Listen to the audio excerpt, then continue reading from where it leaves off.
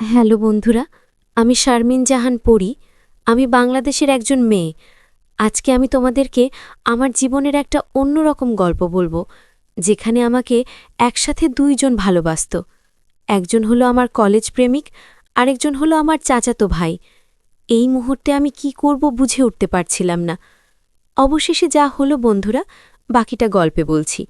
আশা করি তোমরা আমার পুরো গল্পটি মনোযোগ সহকারে শুনবে। নিশ্চয়ই অনেক মজা পাবে। তো চলো বন্ধুরা, আর কথা না বাড়িয়ে মূল গল্প শুরু করা যাক। বন্ধুরা, আমি যখন কলেজে পড়তাম তখন আমার চেহারার জন্য অনেকেই আমাকে প্রশংসা করত। বলতো আমার রূপ নাকি পরীর মতো। আমার লম্বা কালো চুল, ঝকঝকে চোখ আর হাসিটা ছিল এমন, যা দেখে অনেকেই মুগ্ধ হয়ে যেত। আমি নিজেও জানতাম আমার এই সৌন্দর্য আমাকে একটু আলাদা করে দিয়েছে, কিন্তু আমি কখনো এটা নিয়ে অহংকার করিনি। বরং আমার মনটা ছিল সহজ সরল, সবার সঙ্গে মিশে যাওয়ার মতো। কলেজে আমার একজন খুব কাছের বন্ধু ছিল, জুবায়ের সুলতান। ও আমার সৌন্দর্যের প্রশংসা করত, কিন্তু তার চোখে আমি একটা আলাদা আন্তরিকতা দেখতাম। জুবায়ের ছিল এমন একজন যার সঙ্গে কথা বললে মনে হতো পৃথিবীটা যেন আরও সুন্দর। আমাদের সম্পর্কটা ছিল পরিষ্কার, নির্মল। আমরা একে অপরকে খুব ভালোবাসতাম। কখনো কোনো খারাপ চিন্তা আমাদের মাঝে আসেনি। আমি মনে করতাম জোবায়ের আমাকে সত্যিই অনেক সম্মান করে, আর আমিও তাকে পুরোপুরি বিশ্বাস করতাম। আমাদের ভালোবাসাটা ছিল স্বপ্নের মতো, যেন স্বর্গ থেকে নেমে আসা কোনো গল্প। জোবায়ের আমাকে সব সময় হাসি খুশি রাখার চেষ্টা করত। ওর সঙ্গে কাটানো প্রতিটা মুহূর্ত ছিল আনন্দে ভরা। আমরা একসঙ্গে কলেজের ক্যান্টিনে বসে আড্ডা দিতাম, লাইব্রেরিতে একসঙ্গে পড়তাম, আর কখনো কখনো কলেজের পাশের পার্কে হাঁটতাম। ও আমাকে ছোট ছোট উপহার দিত, কখনো একটা ফুল, কখনো একটা হাতের লেখা চিঠি। আমার মনে হতো জোবাইরের মতো ছেলে পৃথিবীতে খুব কমই আছে। ওর সঙ্গে থাকলে আমার মনটা শান্তিতে ভরে যেত। আমি ভাবতাম এই ভালোবাসা চিরকাল এমনই থাকবে। কিন্তু আমার জীবনে আরেকজন মানুষ ছিল, আমার চাচাতো ভাই আয়মান সাদিক নোমান। আয়মান ভাইয়া দেখতে অনেক হ্যান্ডসাম, আর তার ব্যবহারও ছিল বেশ মার্জিত। আমি তাকে সব সময় বড় ভাইয়ের মতোই সম্মান করতাম, কিন্তু মাঝে মাঝে তার কথাবার্তায় আমি একটা আলাদা আভাস পেতাম। সে আমাকে পরী বলে ডাকত, আমার চেহারার প্রশংসা করত, বলতো তোর হাসিটা যেন সত্যি পরীর মতো পরী। আমি হেসে উড়িয়ে দিতাম, কিন্তু মনে মনে একটা অস্বস্তি কাজ করত। আমি ভাবতাম ভাইয়া কি আমার প্রতি অন্য কোনো উদ্দেশ্য রাখে।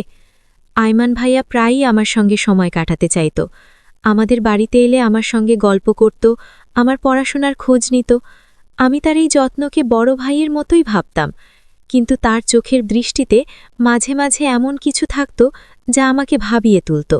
আমি নিজেকে বোঝাতাম, না, এটা আমার মনের ভুল।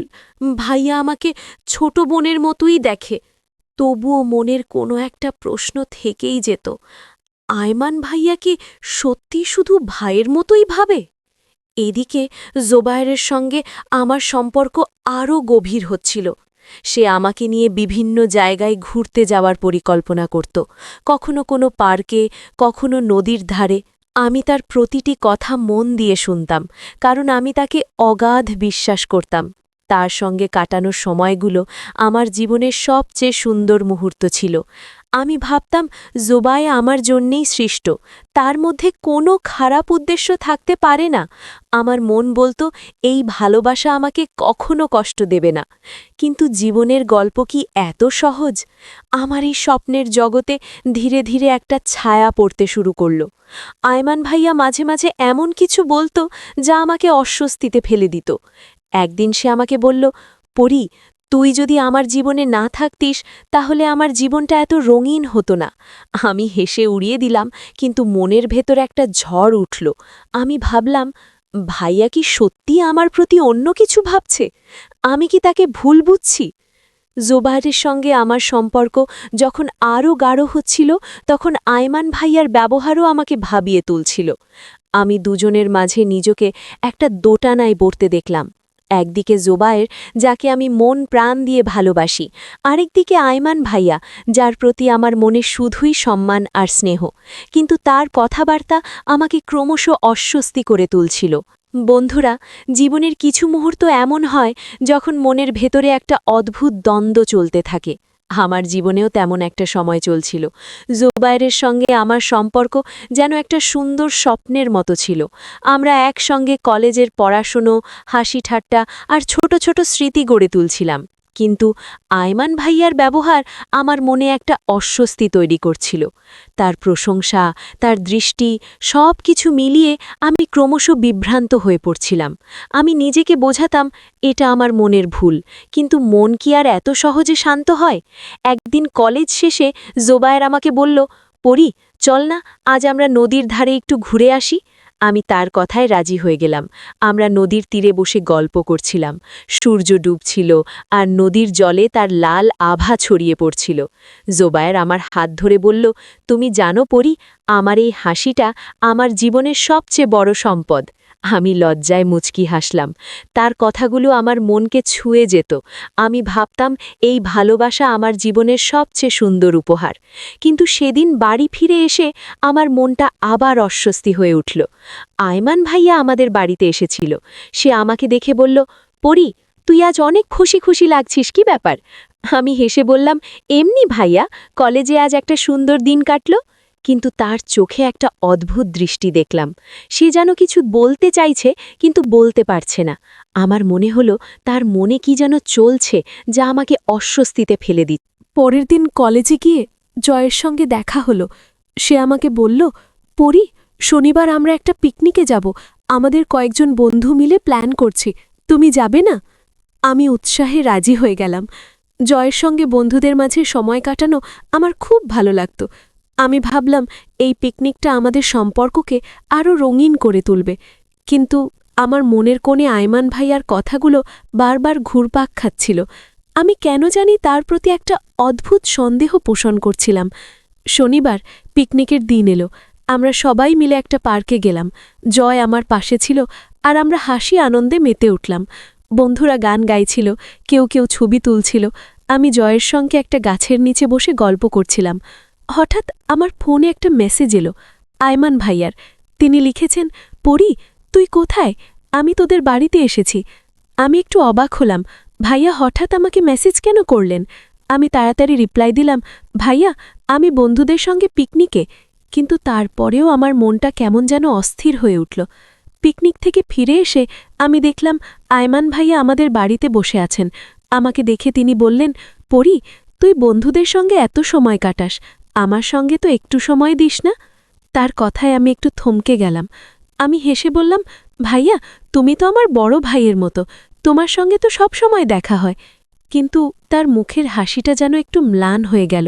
আমার মনে হলো তিনি যেন কিছু বলতে চান, কিন্তু বলতে পারছেন না। সেদিন রাতে আমি বিছানায় শুয়ে ভাবছিলাম, আয়মান ভাইয়ার এই ব্যবহারের পেছনে কি আছে? আমি কি তাকে ভুল বুঝছি, নাকি তার মনে সত্যিই কিছু অন্যরকম ভাবনা আছে? আমার মনের ভেতরে জয়ের প্রতি ভালোবাসা আর আয়মান ভাইয়ার প্রতি সন্দেহ মিলে একটা অদ্ভুত ঝড়ও তৈরি করছিল। আমি ভাবলাম আমাকে আরও সতর্ক হতে হবে। জোবায়ের আমার জীবনের সবচেয়ে বড় সম্পদ, আর আমি তাকে কখনো হারাতে চাই না। কিন্তু জীবনের গল্প কি এত সোজা?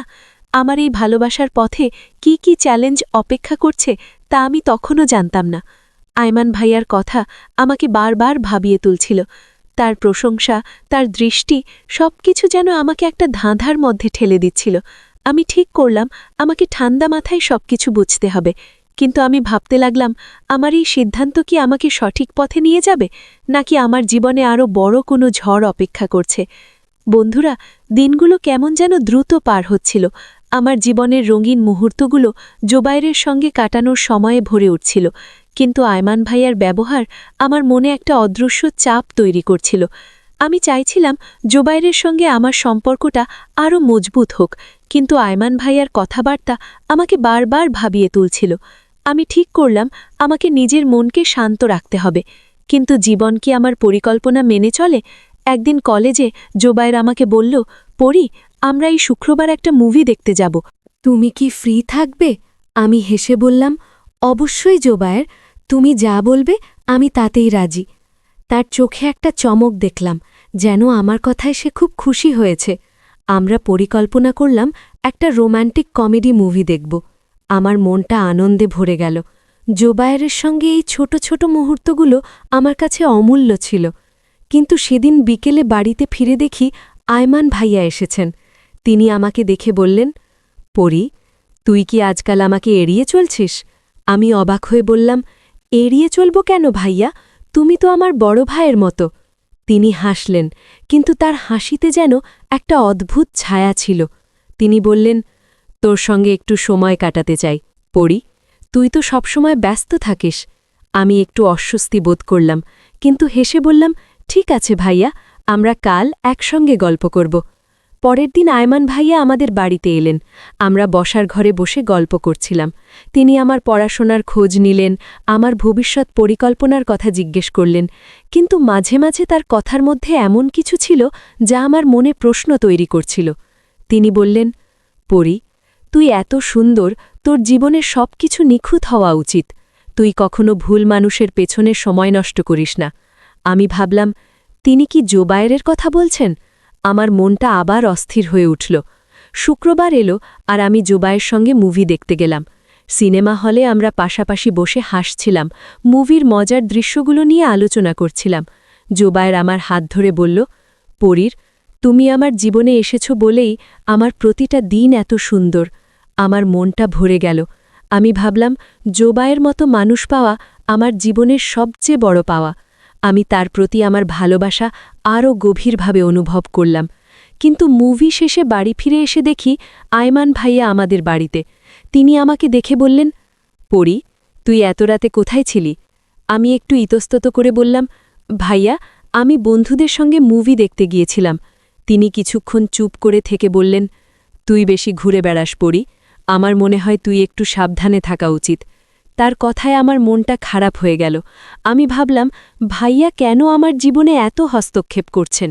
আমি কি তাকে ভুল বুঝছি? সেদিন রাতে আমি বিছানায় শুয়ে অনেক ভাবলাম, জোবায়েরের সঙ্গে আমার সম্পর্কটা এত সুন্দর, তবু কেন আয়মান ভাইয়ার কথাগুলো আমাকে এত ভাবিয়ে তুলছে? আমি ঠিক করলাম, আমাকে নিজের মনকে শান্ত রাখতে হবে। কিন্তু জীবন কি আমার পরিকল্পনা মেনে চলে? মনে হয় জীবনের কিছু সময় এমন হয় যখন সবকিছু ঠিকঠাক মনে হলেও মনের ভেতরে একটা অস্থিরতা কাজ করে। আমার জীবনটা তখন ঠিক এমন একটা মোড়ে দাঁড়িয়েছিল। জোবায়েরের সঙ্গে আমার সম্পর্ক যেন একটা ফুলের মতো ফুটে উঠছিল, কিন্তু আয়মান ভাইয়ার কথাবার্তা আমার মনে একটা অদ্ভুত সন্দেহের ছায়া ফেলছিল। আমি চাইছিলাম জোবায়েরের ওপর আমার ভরসা অটুট থাকুক, কিন্তু আয়মান ভাইয়ার ব্যবহার আমাকে বারবার ভাবিয়ে তুলছিল। একদিন কলেজে জোবায়ের আমাকে বলল, পরি, আমরা এই সপ্তাহে আমাদের কলেজের বার্ষিক অনুষ্ঠানে অংশ নেব। তুমি আমার সঙ্গে একটা নাটকে অভিনয় করবে, ঠিক আছে? আমি উৎসাহে রাজি হয়ে গেলাম। জোবায়েরের সঙ্গে একসঙ্গে কাজ করার সুযোগ আমার কাছে সবসময় আনন্দের ছিল। আমরা নাটকের রিহার্সেল শুরু করলাম। প্রতিদিন কলেজের পর আমরা মিলে মহড়া দিতাম। আর আমার মনে হতো জোবায়েরের সঙ্গে কাটানো এই সময়গুলো আমার জীবনের সবচেয়ে মূল্যবান মুহূর্ত।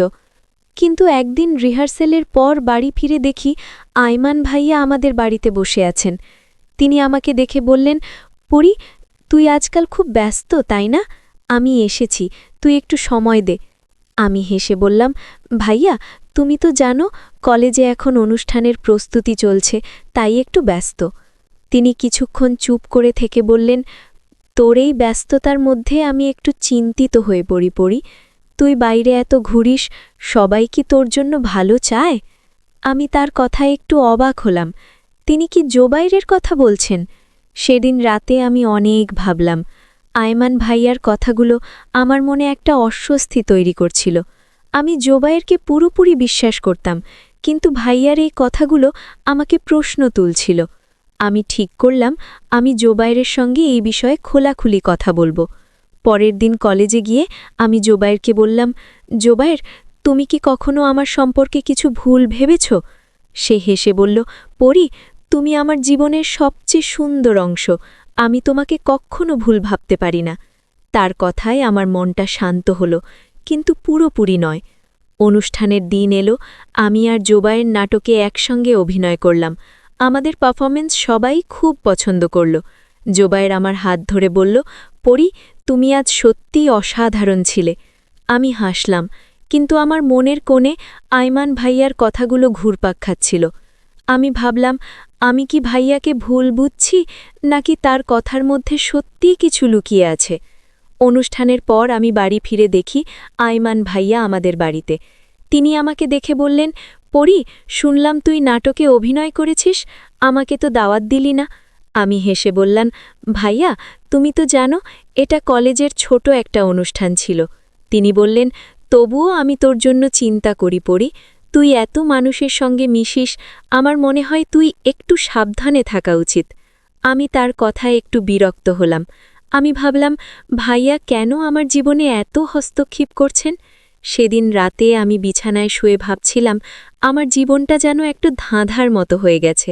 জোবায়েরের প্রতি আমার ভালোবাসা অটুট, কিন্তু আয়মান ভাইয়ার কথাগুলো আমাকে বারবার প্রশ্ন তুলছে।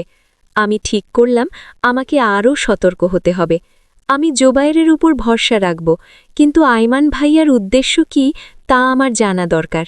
আমার মন বলছিল খুব শীঘ্রই আমার জীবনে কিছু একটা ঘটতে চলেছে, কিন্তু আমি জানতাম না জীবনের এই পথে আমার জন্য কি অপেক্ষা করছে। আমার ভালোবাসা, আমার বিশ্বাস, সবকিছু যেন একটা বড় পরীক্ষার মুখোমুখি হতে চলেছে। আমি শুধু আশা করছিলাম আমার এই স্বপ্নের জগৎটা অটুট থাকুক, কিন্তু জীবন কি আমার এই আশা পূরণ করবে? বন্ধুরা, জীবনে মাঝে মাঝে যখন মনের ভেতরে একটা অদৃশ্য ঝড় বয়ে যায়, আমার জীবনটা তখন ঠিক এমন একটা মোড়ে দাঁড়িয়েছিল।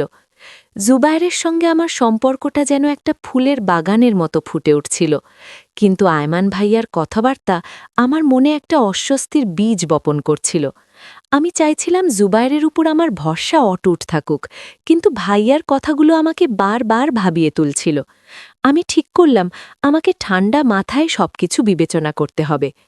একদিন কলেজে জুবায়ের আমাকে বলল, পরি, আমরা এই সপ্তাহে আমাদের বন্ধুদের সঙ্গে একটা ছোট্ট পার্টি করব, তুমি আসবে তাই না? আমি হেসে রাজি হয়ে গেলাম। জুবায়েরের সঙ্গে বন্ধুদের মাঝে সময় কাটানো আমার কাছে সবসময় আনন্দের ছিল। আমরা একটা কাছের রেস্টুরেন্টে পার্টির পরিকল্পনা করলাম। আমার মনটা উৎসাহে ভরে গেল। জুবায়েরের পাশে থাকলে আমার মনে হতো পৃথিবীটা যেন আরও সুন্দর। কিন্তু সেদিন বাড়ি ফিরে দেখি আয়মান ভাইয়া আমাদের বাড়িতে এসেছেন। তিনি আমাকে দেখে বললেন, পরি, তুই আজকাল খুব বেশি বাইরে বাইরে থাকিস, আমার মনে হয় তোর একটু সাবধানে থাকা উচিত। আমি একটু অস্বস্তি নিয়ে বললাম, ভাইয়া, আমি তো বন্ধুদের সঙ্গে সময় কাটাই, এতে সমস্যা কি? তিনি কিছুক্ষণ চুপ করে থেকে বললেন, পরি, আমি শুধু তোর ভালো চাই, তুই এত সুন্দর, সবাই তোর প্রতি সৎ নাও হতে পারে। তার কথায় আমার মনটা ভারী হয়ে গেল। তিনি কি জুবায়েরের কথা বলছেন? পার্টির দিন এলো। আমরা সবাই মিলে রেস্টুরেন্টে জমায়েত হলাম। জুবায়ের আমার পাশে বসে গল্প করছিল, আর আমরা হাসি আনন্দে মেতে উঠলাম। বন্ধুরা গান গাইছিল, কেউ কেউ মজার গল্প শোনাচ্ছিল। জুবায়ের আমার দিকে তাকিয়ে বলল, পরি, তুমি আমার জীবনের আলো, তোমার এই হাসিটাই আমার সবকিছু। আমি লজ্জায় মুচকি হাসলাম। তার কথাগুলো আমার মনকে ছুঁয়ে গেল। আমি ভাবলাম জুবায়েরের মতো মানুষ পাওয়া আমার জীবনের সবচেয়ে বড় পাওয়া। কিন্তু পার্টি থেকে ফিরে এসে আমার মনটা আবার অস্থির হয়ে উঠল। আয়মান ভাইয়া আমাদের বাড়িতে ছিলেন। তিনি আমাকে দেখে বললেন, পরি, তুই আজ কোথায় ছিলি, এত রাতে বাড়ি ফিরছিস? আমি একটু বিরক্ত হয়ে বললাম, ভাইয়া, আমি বন্ধুদের সঙ্গে পার্টিতে গিয়েছিলাম, তুমি কেন এত চিন্তা করো? তিনি একটু গম্ভীর হয়ে বললেন, পরি, আমি তোর বড় ভাইয়ের মতো, আমার দায়িত্ব তোকে সঠিক পথে রাখা। তার কথায় আমি আরও বিরক্ত হলাম। আমি ভাবলাম, ভাইয়া কেন আমার জীবনে এত হস্তক্ষেপ করছেন? সেদিন রাতে আমি বিছানায় শুয়ে অনেক ভাবলাম। আয়মান ভাইয়ার কথাগুলো আমার মনে একটা অদ্ভুত সন্দেহ তৈরি করছিল। আমি জুবায়েরকে পুরোপুরি বিশ্বাস করতাম, কিন্তু ভাইয়ার কথাগুলো আমাকে প্রশ্ন তুলছিল। আমি ঠিক করলাম আমি জুবায়েরের সঙ্গে আরও খোলাখুলি কথা বলবো। পরের দিন কলেজে গিয়ে আমি তাকে বললাম, জুবায়ের, আমার চাচাতো ভাই মাঝে মাঝে আমার বাইরে যাওয়া নিয়ে চিন্তা করেন, তুমি কি বলো? সে হেসে বলল, পরি, তিনি তোমার জন্য চিন্তা করেন এটা স্বাভাবিক, কিন্তু তুমি আমাকে বিশ্বাস করো, আমি তোমাকে কখনো কষ্ট দেব না। তার কথায় আমার মনটা একটু শান্ত হলো, কিন্তু পুরোপুরি নয়। আয়মান ভাইয়ার কথাগুলো আমাকে বারবার ভাবিয়ে তুলছিল। আমি ভাবলাম, আমি কি তাকে ভুল বুঝছি, নাকি তার মনে সত্যিই কিছু অন্যরকম ভাবনা আছে। আমি ঠিক করলাম আমাকে আরও সতর্ক হতে হবে। জুবায়ের আমার জীবনের সবচেয়ে বড় সম্পদ, আর আমি তাকে কখনো হারাতে চাই না। কিন্তু আয়মান ভাইয়ার উদ্দেশ্য কি তা জানার জন্য আমি আরও বেশি কৌতূহলী হয়ে উঠলাম। বন্ধুরা, মাঝে মাঝে আমাদের জীবনে এমন হয় যখন মনের ভেতরে এক অদ্ভুত দ্বন্দ্ব চলে। আমার জীবনটা তখন ঠিক এমন একটা পরিস্থিতির মধ্যে দিয়ে যাচ্ছিল। জুবায়েরের সঙ্গে আমার সম্পর্কটা ছিল আমার জীবনের সবচেয়ে সুন্দর অংশ, কিন্তু আয়মান ভাইয়ার কথাবার্তা আমার মনে একটা অস্থিরতা তৈরি করছিল। আমি চাইছিলাম জুবায়েরের উপর আমার বিশ্বাস অটুট থাকুক, কিন্তু ভাইয়ার কথাগুলো আমাকে বারবার প্রশ্ন তুলছিল। আমি ঠিক করলাম আমাকে সব কিছু ঠান্ডা মাথায় বিবেচনা করতে হবে। একদিন কলেজে জুবায়ের আমাকে বলল, পড়ি, আমরা এই শনিবার আমাদের বন্ধুদের সঙ্গে একটা পিকনিকে যাব, তুমি তো আসবে তাই না? আমি হেসে বললাম, অবশ্যই জুবায়ের, তোমার সঙ্গে সময় কাটানো আমার সবচেয়ে প্রিয় কাজ। আমরা পরিকল্পনা করলাম একটা কাছের পার্কে যাব, যেখানে আমরা সবাই মিলে হাসি আনন্দে সময় কাটাব। আমার মনটা উৎসাহে ভরে গেল। জুবায়েরের পাশে থাকলে আমার মনে হতো পৃথিবীটা যেন একটা সুন্দর স্বপ্ন। কিন্তু সেদিন বাড়ি ফিরে দেখি আয়মান ভাইয়া আমাদের বাড়িতে এসেছেন। তিনি আমাকে দেখে বললেন, পড়ি, তুই আজকাল খুব বেশি বাইরে বাইরে থাকিস, আমার মনে হয় তুই একটু কম ঘুরে বেড়ালে ভালো হতো। আমি একটু বিরক্ত হয়ে বললাম, ভাইয়া, আমি তো আমার বন্ধুদের সঙ্গে সময় কাটাই, এতে সমস্যা কি? তিনি কিছুক্ষণ চুপ করে থেকে বললেন, পড়ি, আমি তোর জন্য চিন্তা করি, তুই এত সুন্দর, সবাই তোর প্রতি ভালো উদ্দেশ্য নিয়ে নাও থাকতে পারে। তার কথায় আমার মনটা আরও ভারী হয়ে গেল। আমি ভাবলাম, তিনি কেন বারবার জুবায়েরের প্রতি ইঙ্গিত করছেন? শনিবার পিকনিকের দিন এলো। আমরা সবাই মিলে পার্কে গেলাম। জুবায়ের আমার পাশে ছিল, আর আমরা হাসি আনন্দে মেতে উঠলাম। বন্ধুরা গান গাইছিল, কেউ কেউ ছবি তুলছিল। জুবায়ের আমার দিকে তাকিয়ে বলল, পড়ি, তুমি আমার জীবনের সবচেয়ে সুন্দর অংশ, তোমার এই হাসিটা আমার জন্য সব কিছু। আমি লজ্জায় মুচকি হাসলাম। তার কথাগুলো আমার মনকে ছুঁয়ে গেল। আমি ভাবলাম, জুবায়েরের মতো মানুষ পাওয়া আমার জীবনের সবচেয়ে বড় পাওয়া। কিন্তু পিকনিক থেকে ফিরে এসে আমার মনটা আবার অস্থির হয়ে উঠল। বাড়িতে ঢুকতেই দেখি আয়মান ভাইয়া বসে আছেন। তিনি আমাকে দেখে বললেন, পড়ি, তুই আবার কোথায় ঘুরে বেড়ালি? আমি তোর জন্য অপেক্ষা করছিলাম। আমি একটু বিরক্ত হয়ে বললাম, ভাইয়া, আমি বন্ধুদের সঙ্গে পিকনিকে গিয়েছিলাম, তুমি কেন এত চিন্তা করো? তিনি গম্ভীর হয়ে বললেন, পড়ি, আমি তোর বড় ভাইয়ের মতো, আমার দায়িত্ব তোকে সঠিক পথে রাখা। তুই যে ছেলের সঙ্গে এত ঘুরিস, সে কি সত্যিই তোর জন্য ভালো? আমি তার কথায় অবাক হয়ে গেলাম। তিনি সরাসরি জুবায়েরের কথা বলছেন। সেদিন রাতে আমি বিছানায় শুয়ে অনেক ভাবলাম। আয়মান ভাইয়ার কথাগুলো আমার মনে একটা অদ্ভুত সন্দেহ তৈরি করছিল। আমি জুবায়েরকে পুরোপুরি বিশ্বাস করতাম, কিন্তু ভাইয়ার কথাগুলো আমাকে প্রশ্ন তুলছিল। আমি ঠিক করলাম আমি জুবায়েরের সঙ্গে এই বিষয়ে খোলাখুলি কথা বলবো। পরের দিন কলেজে গিয়ে আমি তাকে বললাম, জুবায়ের, আমার চাচাতো ভাই মনে করেন আমি বাইরে বেশি ঘুরি, তিনি তোমার সম্পর্কে কিছু বলেছেন, তুমি কি বলো? সে হেসে বলল, পড়ি, তিনি তোমার জন্য চিন্তা করেন, এটা স্বাভাবিক, কিন্তু তুমি আমাকে বিশ্বাস করো, আমি তোমাকে কখনো কষ্ট দেব না। তার কথায় আমার মনটা একটু শান্ত হল, কিন্তু পুরোপুরি নয়। আমি ভাবলাম, আমি কি আয়মান ভাইয়াকে ভুল বুঝছি, নাকি তার মনে সত্যিই কিছু অন্যরকম ভাবনা আছে? আমি ঠিক করলাম আমাকে আরও সতর্ক হতে হবে। জুবায়ের আমার জীবনের সবচেয়ে বড় সম্পদ, আর আমি তাকে কখনো হারাতে চাই না। কিন্তু আয়মান ভাইয়ার উদ্দেশ্য কি তা আমাকে ভালোভাবে পর্যবেক্ষণ করতে হবে। আমার মন বলছিল খুব শিগগিরই একটা কিছু ঘটতে চলেছে। জীবনের এই মোড়ে আমি যেন একটা ধাঁধার মাঝে দাঁড়িয়ে। আমার ভালোবাসা আর সন্দেহের মাঝে একটা অদ্ভুত টানাপোড়েন চলছিল। আমি জানতাম না এই গল্পের পরবর্তী অধ্যায়ে কি অপেক্ষা করছে, কিন্তু আমার মন বলছিল আমাকে নিজেকে শক্ত রাখতে হবে, কারণ জীবনের সবচেয়ে বড় পরীক্ষাগুলো এখনও বাকি ছিল। বন্ধুরা, জীবনে মাঝে মাঝে এমন পরিস্থিতি পড়তে হয় যখন সবকিছু ঠিকঠাক মনে হলেও মনের ভেতরে একটা অস্থিরতা কাজ করে। আমার জীবনটা তখন ঠিক এমন একটা পরিস্থিতির মধ্য দিয়ে যাচ্ছিল। জুবায়েরের সঙ্গে আমার সম্পর্কটা ছিল আমার জীবনের সবচেয়ে সুন্দর অংশ, কিন্তু আয়মান ভাইয়ার কথাবার্তা আমার মনে একটা অদ্ভুত সন্দেহ তৈরি করছিল। আমি চাইছিলাম জুবায়েরের উপর আমার বিশ্বাস অটুট থাকুক, কিন্তু ভাইয়ার কথাগুলো বারবার আমাকে প্রশ্ন তুলছিল। আমি ঠিক করলাম আমাকে ঠান্ডা মাথায় সবকিছু বুঝতে হবে। একদিন বাড়িতে বসেছিলাম, হঠাৎ আয়মান ভাইয়া এলেন। আমাদের বাড়িতে তখন কেউ ছিল না। তিনি আমাকে দেখে বললেন, পড়ি, আমার সঙ্গে একটু কথা বলতে পারবি? আমি একটু ইতস্তত করে বললাম, অবশ্যই ভাইয়া, কি বলতে চাও? তিনি কিছুক্ষণ চুপ করে থেকে বললেন, পরি, তুই আমার খুব কাছের মানুষ, আমি তোর জন্য সবসময় ভালো চাই, কিন্তু আমার মনে হয় তুই যে ছেলের সঙ্গে এত সময় কাটাস সে তোর জন্য সঠিক নাও হতে পারে। আমি অবাক হয়ে বললাম, ভাইয়া, তুমি জুবায়েরের কথা বলছো? সে আমাকে খুব ভালোবাসে, আর আমিও তাকে বিশ্বাস করি। আয়মান ভাইয়া গম্ভীর হয়ে বললেন, পরি, আমি তোকে শুধু সাবধান করতে চাই। আমি দেখেছি তুই তার সঙ্গে অনেক সময় কাটাস, কিন্তু তুই কি তার সবকিছু জানিস? আমি তার কথায় থমকে গেলাম। আমার মনে হলো তিনি যেন কিছু বলতে চান, কিন্তু পুরোপুরি বলছেন না। আমি বললাম, ভাইয়া, তুমি কি বলতে চাও স্পষ্ট করে বলো। তিনি একটু ইতস্তত করে বললেন, আমি শুধু বলছি তুই একটু সাবধানে থাক, আমি তোর জন্য চিন্তা করি। আমি বিরক্ত হয়ে বললাম, ভাইয়া, আমি জুবায়েরকে বিশ্বাস করি, তুমি কেন বারবার এটা নিয়ে কথা বলো? সেদিনের কথোপকথন আমার মনকে আরও অস্থির করে তুলল। আমি ভাবলাম, আয়মান ভাইয়া কেন এত হস্তক্ষেপ করছেন? আমি কি তাকে ভুল বুঝছি, নাকি তার মনে সত্যিই কিছু অন্যরকম ভাবনা আছে? আমি ঠিক করলাম আমি জুবায়েরের সঙ্গে এই বিষয়ে কথা বলবো। পরের দিন কলেজে গিয়ে আমি তাকে বললাম, জুবায়ের, আমার চাচাতো ভাই আমাদের সম্পর্ক নিয়ে চিন্তা করেন, তিনি মনে করেন তুমি আমার জন্য সঠিক নাও হতে পারো। জুবায়ের হেসে বলল, পরি, তিনি তোমার জন্য চিন্তা করেন, এটা স্বাভাবিক, কিন্তু তুমি আমাকে বিশ্বাস করো, আমি তোমাকে কখনো কষ্ট দেব না। তার কথায় আমার মনটা একটু শান্ত হল, কিন্তু পুরোপুরি নয়।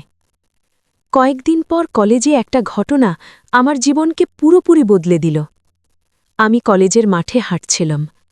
হঠাৎ দেখলাম জুবায়ের একটা মেয়ের সঙ্গে মুক্তমঞ্চে বসে গল্প করছে। তাদের হাসি, তাদের কথাবার্তা দেখে মনে হচ্ছিল তারা অনেক কাছের মানুষ। আমার হৃৎপিণ্ডটা যেন থেমে গেল। আমি ধীরে ধীরে তাদের দিকে এগিয়ে গেলাম। জুবায়ের আমাকে দেখে একটু অবাক হল। আমি তাকে বললাম, জুবায়ের, তুমি এখানে কি করছো?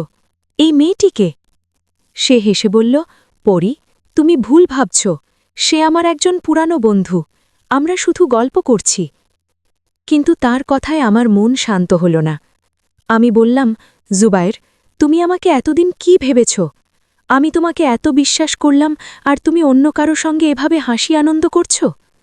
সে হতভম্ব হয়ে বলল, পরি, তুমি ভুল বুঝছ, আমি তোমাকে কখনো ঠকাব না। কিন্তু তখনই সেই মেয়েটি বলল, তুমি কে? জুবায়েরের সঙ্গে আমার অনেক দিনের বন্ধুত্ব, তুমি কেন আমাদের মাঝে এসেছ? আমি তার কথায় যেন পায়ের নিচে মাটি হারিয়ে ফেললাম। আমি বললাম, জুবায়ের, তুমি আমাকে এতদিন ভালোবাসার নাটক করেছ, আমি তোমাকে এত বিশ্বাস করলাম। আমার চোখে জল চলে এলো। আমি রাগে, দুঃখে, ঘৃণায় সেখান থেকে চলে এলাম। আমার মনে হচ্ছিল আমার পুরো জীবনটা যেন ভেঙে গেছে। আমি ভাবলাম আমি আর কখনো কাউকে বিশ্বাস করব না। জুবায়েরের এই আচরণ আমার হৃদয় ভেঙে দিয়েছিল।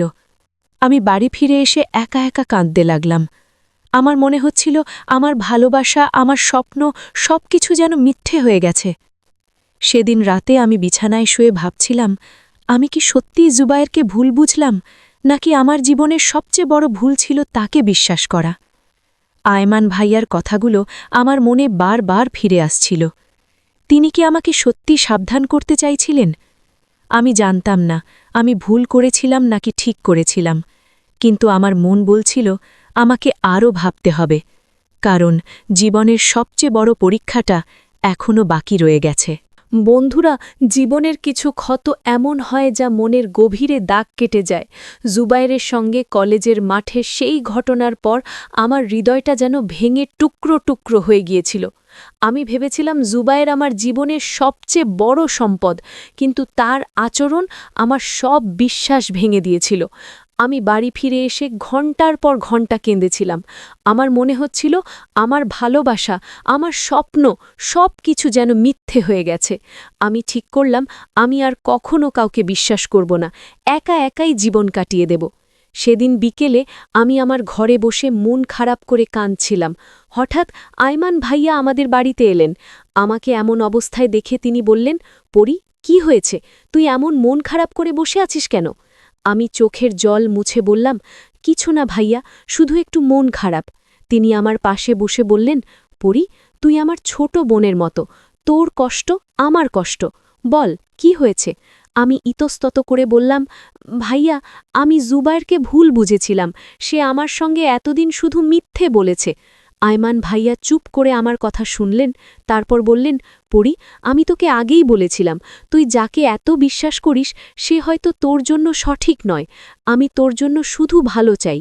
তার কথায় আমার মনটা আরও ভারী হয়ে গেল। আমি ভাবলাম, ভাইয়া কি সত্যিই আমাকে আগেই সাবধান করতে চেয়েছিলেন? আমি কি তাকে ভুল বুঝেছিলাম? আমি বললাম, ভাইয়া, আমি আর কাউকে বিশ্বাস করতে পারবো না, আমার জীবনটা যেন শেষ হয়ে গেছে। কয়েকদিন পর আমার শরীরটা হঠাৎ খারাপ হয়ে গেল।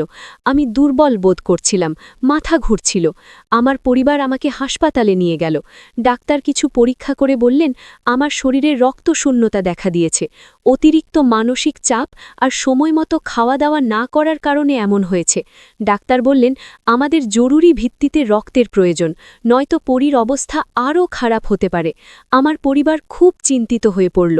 আমি নিজেও ভয় পেয়ে গিয়েছিলাম। খবরটা পেয়ে আয়মান ভাইয়া হাসপাতালে ছুটে এলেন। তিনি ডাক্তারের কাছে গিয়ে বললেন, ডাক্তার, আমার শরীর থেকে রক্ত নিন, পরি আমার ছোট বোনের মতো, আমি তাকে বাঁচাতে চাই। আমি হাসপাতালের বেডে শুয়ে তার কথা শুনছিলাম।